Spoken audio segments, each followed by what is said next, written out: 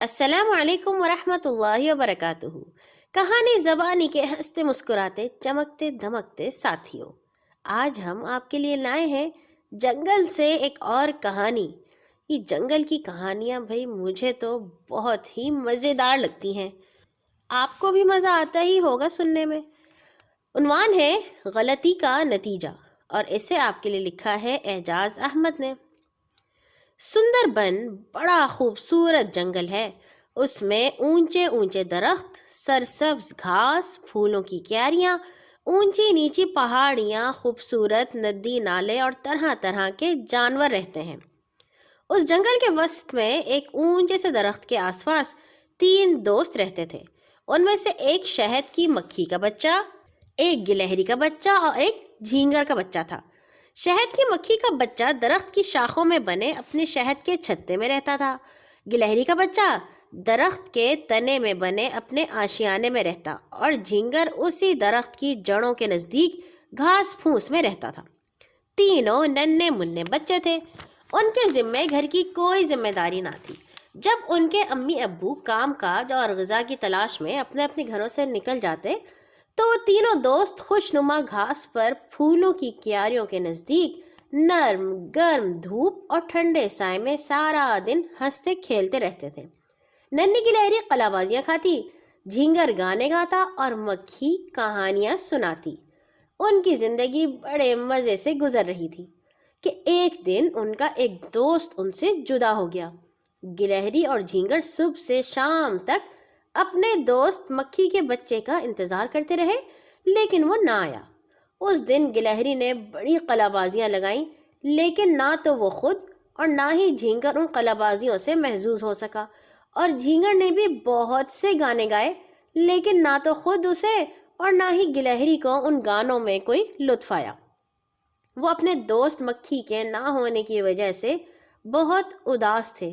بالآخر شام کے وقت ان کا دوست ان کے پاس آ گیا۔ گلہری اور جھینگر نے اس سے پوچھا، سارا دن کہاں تھے؟ ہمارے ساتھ کھیلنے کیوں نہیں آئے؟ مکھی کے بچے نے اپنے دوستوں کو ایک عجیب بات بتائی۔ اس نے کہا، اب میں بڑا ہو گیا ہوں، اب مجھے اپنے ماں باپ اور خاندان کے دوسرے افراد کا ہاتھ بٹانا چاہیے۔ یہی سوچ کر میں آج اپنے امی ابو کے ہمراہ کام پر گیا اور باغ میں پہنچ کر مختلف پھلوں کا رس چوستا رہا، پھر اس رس کو اپنے چھتے تک لاتا رہا۔ یوں دن میں پھر میں نے کئی چکر باغ اور گھر کے لگائے۔ اب شام ہو گئی ہے، کام سے چھٹی بھی مل گئی، تو میں کھیلنے کودنے تمہارے پاس آ گیا ہوں۔ جھینگر اور گلہری کو اپنے دوست مکھی کی بات بہت پسند آئی۔ انہوں نے سوچا وہ بھی بڑے ہو گئے ہیں، انہیں بھی اپنے امی ابو کا ہاتھ بٹانا چاہیے۔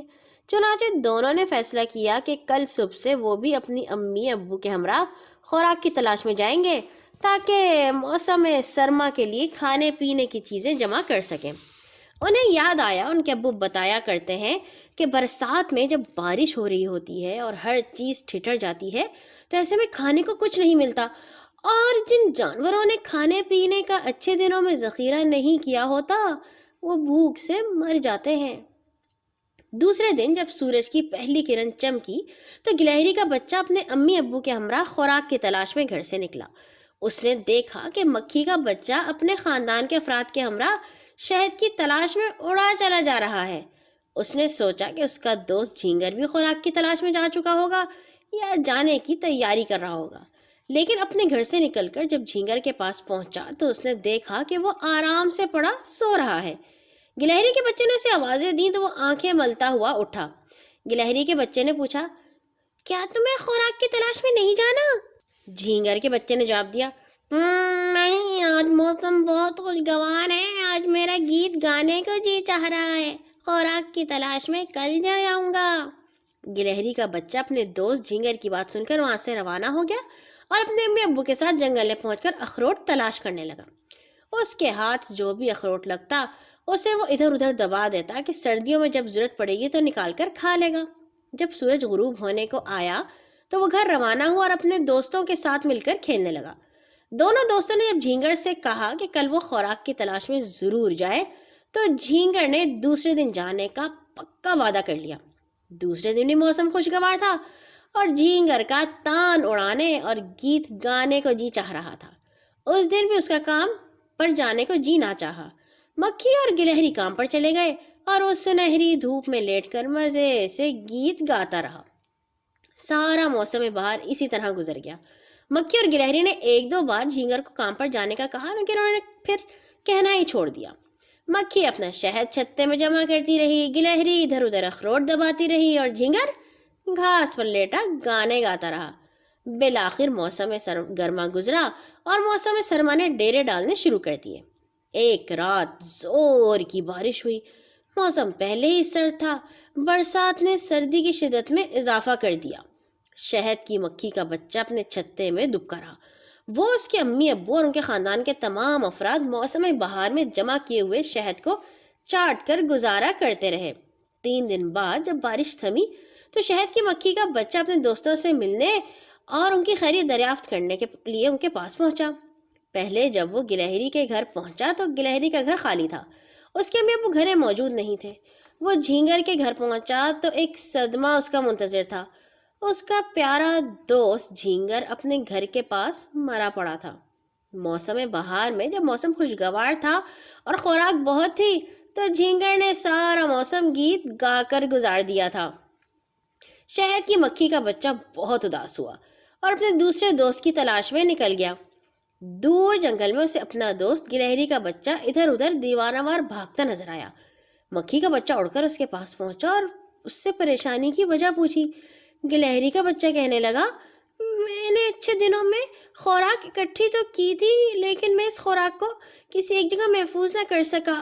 اب مجھے بھی یاد نہیں کہ میں نے اخروٹ کہاں دبائے تھے۔ گلہری کا بھوک سے برا حال تھا، لیکن اسے اپنے جمع شدہ اخروٹ مل ہی نہیں رہے تھے۔ اگر اسے اپنے بچائے ہوئے اخروٹ نہ ملے تو شاید وہ بھوک سے نڈھال ہو کر مر جائے۔ شہد کی مکھی کا بچہ اپنے دوسرے دوست کو بھی مصیبت میں گرفتار دیکھ کر اداس ہو گیا اور اپنے گھر واپس چلا گیا۔ اس کے ابو نے اس سے پریشانی کی وجہ پوچھی تو اس نے بتایا۔ اس کے ابو نے یہ سن کر کہا، جو جاندار اچھے وقتوں میں مشکل وقت کے لیے نہیں بچاتے وہ بہت بڑی غلطی کرتے ہیں، اور جو اپنی بچت صحیح اور محفوظ جگہ پر نہیں رکھتے وہ اس سے بھی بڑی غلطی کرتے ہیں۔ شہد کی مکھی کے بچے نے اپنے ابو کی نصیحت غور سے سنی اور زندگی میں ایسی غلطیاں نہ کرنے کا فیصلہ کیا۔ کل آئیں گے ایک اور نئی کہانی کے ساتھ انشاءاللہ۔ اپنے ارد گرد کے لوگوں کا خوب ڈھیر سارا اچھا سا خیال رکھا کیجیے۔ اللہ حافظ۔